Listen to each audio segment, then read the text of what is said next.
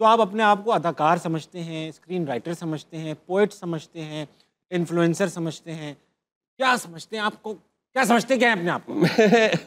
Honestly बताऊं तो मैंने अभी साल हुआ एनसीए में पढ़ाना ही सिर्फ इसलिए शुरू किया है कि जब भी मुझे अब कोई पूछता है कि आप क्या करते हैं, मैं कहता हूं मैं पढ़ाता हूँ। मुदर्रिस से मैं टीचर हूँ, लेकिन वैसे मैं स्टोरी टेलर। आप एक स्टोरी टेलर, कहानी सुनाना।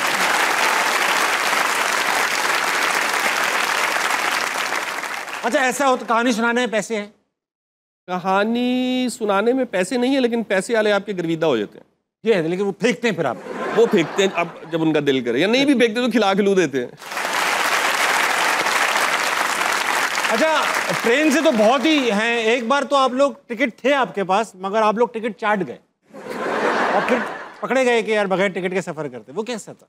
वो हम गए हुए थे 2005 के ज़लज़ले में वॉलंटियर वर्क करने। जी। वो 10-12 दिन के थके हुए वापस आ रहे थे। पिंडी से हमने ट्रेन पकड़ी और मैं सो गया और हमारे पास एक जैम की बोतल थी, ब्रेड के पीसेस थे और कुछ थोड़ा बहुत ब्रोस्ट पड़ा था। तो मैंने कहा कि मुझे जो है ना, जब सहरी होगी तो उठा देना। तो जब सहरी हुई तो मैंने देखा बाकी सब सहरी कर चुके हैं और वो ब्रेड पे जैम लगा के सबने खाया और कुछ है नहीं। तो मैंने भी जैम पकड़ा। मैंने कहा वो लगाना किससे है? मुझे था कि शायद ये वो चाय के साथ जो मिक्स करने वाला कुछ लेके आए होंगे। तो कहते हमने तो टिकटों से लगा लिया। टिकटों से जैम लगा लिया? टिकटों, अब वो इतनी छोटी टिकट्स होती थी और मैं क्या टिकटें कहाँ, कहते वो ख़राब हो गई थी, वो फेंक दी। तो फिर मैंने कहा अब जब बाकियों ने फेंक दी तो मैं भी बचा के क्या करूँगा। तो मैंने भी जैम लगाया और फेंक दी। उसके बाद मैं ना वहाँ थोड़ा सा आगे जाके सो गया और शदीद थका हुआ था और बस मैं ज़मीन पे ना एक ओवरकोट पहन के सर तक कवर करके अपना मैं सो रहा हूँ। मेरे ऊपर से लोग गुजर रहे हैं, मुझे कोई रत्ती भर परवाह नहीं। फिर वो टिकट चेकर आया। अब मुझे टिकट चेकर आया, उसने पहले से पूछा टिकट, उसने कहा वो आगे वाले के पास है, वो आगे वाले के पास है, वो आगे वाले के पास है। ट्रेन खत्म हो गई। आखिरी मैं ही था दरवाजे के, बिल्कुल वॉशरूम और दरवाजे के जो पास है ना। वाह, साफ सुथरे माहौल में ऐसे क्वीन बेड पे मैं सोया हुआ। तो वो जब वो आया तो उस दरमियान में ये हुआ कि पुलिस वाले ने बिल्कुल मेरी छाती पे पैर रख दिया और वो रख के टापा। वाह। तो मेरे साथ उधर ही एक दोस्त बैठा हुआ था, उसने पुलिस वाले से लड़ना शुरू कर दिया। उसने कहा तुम अंधे हो, तुम्हें तमीज़ नहीं है, तुम्हें एक इंसान लेटा हुआ नजर नहीं आ रहा। उसने कहा ये यहाँ क्यों लेटा है, एंड बहस लड़ाई। मैंने करवट बदली, मैं दूसरी तरह मुंह करके सो गया। आखिर में पुलिस वाला तंग आके उसको कहता है यार पैर मैंने उस पर रखा है, तुझे क्या मसला हो रहा है? कहता उसने मेरी जैकेट पहनी हुई है।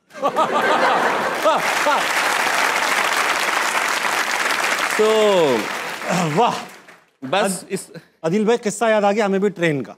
हम सफर कर रहे थे इंडिया में अपनी अम्मी के साथ और ये ट्रेन का लंबा सफर था। हम यूपी से बॉम्बे जा रहे थे, तो ये 1.5-2 दिन का सफर था गालबन। ट्रेन अच्छी थी, ट्रेन साफ सुथरी थी। तो अम्मी ने रात में हमें सबको ये कह के जल्दी सुला दिया कि सुबह जो है जब तुम ट्रेन से बाहर मॉर्निंग का सनराइज देखो, बहुत खूबसूरत मंजर होता है ताबिश, तो डोंट मिस इट। अब हम तीनों बहन भाई ना खटक सो गए इस चक्कर में, सुबह उठ के मंजर देखने। अब हमें नहीं पता था इंडिया में ऐसा खूबसूरत मॉर्निंग नहीं हो पा रही थी उस जमाने में। जब हम उठे ना तो पूरा मंजर ये था कि लोग कर रहे थे पटरियों पे, खेतों में, जहां तक नजर जा रही थी लोग कर रहे थे।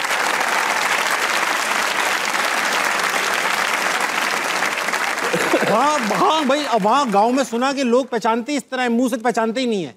तो सुबह सुबह जो चीज पहले देखी कौन है, हमें क्या पता कौन है। अच्छा ये शंकर का है भाई, इस तरह से कितना ज्यादा था, बहुत था। सूरज छुप गया था इसके पीछे, तो ये सनराइज नहीं मिला बिल्कुल। लेकिन आई थिंक बड़ा अच्छा था ये। तो वैसे एक लेसन भी था, आप जहाँ से जा रहे थे वो आपको दिखा रही थी कि हाँ ये देख लो बेटा, इसलिए हम पाकिस्तान गए हुए। तो अच्छा आदिल भाई, थोड़ा सा बात को चेंज करूंगा। ऑडियंस पे आते हैं, इनके पास बहुत सारे सवाल आते हैं आदिल भाई, इनसे भी हम भी सवाल कर रहे हैं। हम इनसे आज ऑडियंस से सवाल कर रहे हैं आदिल भाई कि इनके हिसाब से कामयाब शख्स कौन है, उसका पैमाना क्या है।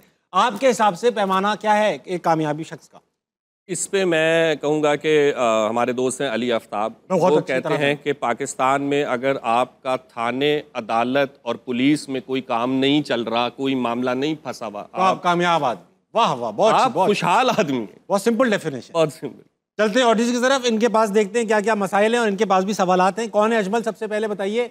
अस्सलाम वालेकुम। वालेकुम अस्सलाम। क्या नाम है आपका? फरवा बुखारी। क्या करती हैं फरवा? मैं पढ़ाती हूँ। क्या? मैनेजमेंट साइंसेस के सब्जेक्ट। भाई वाह। तो ये बताइए मैडम कि आप क्या समझती हैं कि कामयाब इंसान कौन होता है? एक तो ये कि जिसका फाइनेंशियल करियर बहुत स्ट्रॉन्ग है और उससे प्लस जिसके पास अच्छा लाइफ पार्टनर है। यानी कि इससे तो बड़ी एग्जांपल्स आ रही हैं मेरे दिमाग में। जी जी जिसके पास अच्छा लाइफ पार्टनर है और पैसा ज्यादा है जी। और बनी गाला पैसे में पे भी कंप्रोमाइज किया जा सकता है, लेकिन लाइफ पार्टनर बहुत अच्छा होना चाहिए। ठीक है, वो कामयाब आदमी, वो कामयाब आदमी। बेगम और मियाँ अच्छे मिल गए और पैसा हो उसके पास। जी जी ठीक है, इस तरह के तो बड़ी एग्जांपल्स हैं। लोग बुरे हैं मगर ये दोनों चीजें उनके पास। बीवी भी अच्छी है, पैसा भी बहुत है। जी, आप क्या कह रहे हैं? मैं कह रहा हूँ इस तरह के बड़े लोग हैं जिनके पास पैसा भी है और बेगम भी बहुत अच्छी है, नहीं मगर लोग बुरे हैं। नहीं, मुझे नहीं लगता कि ज़्यादातर लोग खुश ही नहीं होते। ये भी है, मतलब बेगमात को अपने बंदे नहीं पसंद होते और बंदों को बेगमें नहीं पसंद होती। पैसा होना एक कॉमन बात है, वो आप ठीक कह रहे हैं। ठीक है, आपको तो पसंद है। जी जी, मुझे पसंद है। बस ठीक है, आप कामयाब है फिर। मुझे भी पसंद है। आपको कोई सवाल भी है? जी, मेरा इनसे ये क्वेश्चन है और मतलब मैंने आपका वो एक शेर है, उसका मुझे डिटेल में शायद मैं ना बता पाऊँ।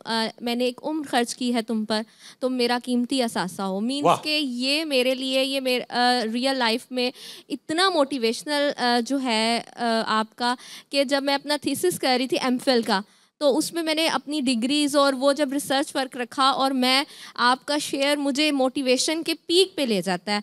और बस जब भी मुझे लाइफ में डिस्परेशन होती है, कुछ नहीं कर पाती, तो मैं अपनी जो मैंने चीज़ें मतलब की होती हैं, क्योंकि आपका कुछ होता है कि जिस पे आपने टाइम इन्वेस्ट किया होता है और वो आपको रिटर्न भी करता है। तो अगर आप इजाज़त दें तो मैं इनसे क्वेश्चन पूछ सकती हूँ? नहीं नहीं। अरे क्वेश्चन पूछने को तो कहा था आपने। अच्छा। यानी कि मेरा आपसे क्वेश्चन ये है कि आपने ये शेयर किस कॉन्टेंस्ट, आपका पीछे बैकग्राउंड क्या था, कैफियत क्या थी? जी जी, जब आपने ये शेयर जो है वो बताया, और ये इतना वायरल है, इतना वायरल है, हर कोई इसको डिफरेंट लिहाज से अपनी लाइफ हिस्ट्री के साथ अटैच करता है, और सोशल मीडिया पर मतलब धूम है आपके इस शेयर इनको मौका देंगी, जवाब भी दे सकते हैं। सो एक चीज़, चूँकि ये चैनल बहुत बड़ा है और ये शो भी बहुत ज़्यादा देखा जाता है, तो मैं एक चीज़ क्लियर करूँ कि मैं शायर नहीं हूँ, और मैं अक्सर औकात जो शेर सुनाता हूँ वो दूसरों के होते हैं। ठीक है। लेकिन लोगों को लगता ये है कि मैंने वो लिखे भी हैं। आप सुनाते इस तरह है ना? हाँ, वो एज अपना अपना लगता है ना। तो ये जो शेर है ये हाशिम नदीम साहब का है, उन्हीं का ड्रामा था परिजात। उसमें था कि मैंने एक उम्र खर्च किया तुम पर, तुम मेरा कीमती असासा हो। और ये शायद इसलिए भी वायरल हुआ है क्योंकि हम किसी के लिए इतना सा भी करें तो हमें लगता है यार हमने तो उम्र ही लगाई है, उम्र लगा दी। सही बात है। तो हाँ, ये बड़ा मकबूल शेर है। इनका शेर ही नहीं है ये, लो खत्म हो गई बात। नहीं, लेकिन यहाँ पे मैं आपकी अप्रिसिएशन में कहूँगी कि आपने उसको इस तरीके से एक्सप्लेन किया है कि वो लगता है कि आपका है। आप ही का है, बस आप ही का है। बाढ़ में गए असली शायर। आप बस कह दे मेरा है, बस खत्म करें, वरना ये बात चलती रहेगी। नहीं, वो मेरे शहर के है ना हाशिम भाई, मैं उनका शेर समझा दीजिएगा, घर जाकर समझा दीजिएगा। बहुत अच्छा किया आपने मैडम, बहुत अच्छा लगा मुझे। जी, हो गया बस अब मैडम। जी जी।